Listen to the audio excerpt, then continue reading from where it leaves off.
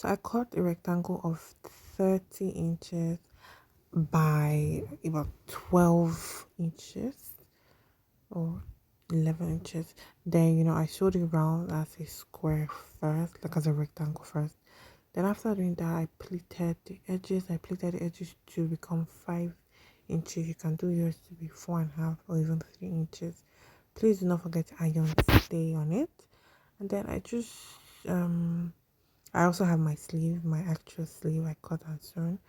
And then I sew that pleated part to the sleeve crown. Okay, so from the join that you make on your sleeve, you can measure about 2 inches or 3 inches upward, and that's where you start putting. You should now put this other piece on.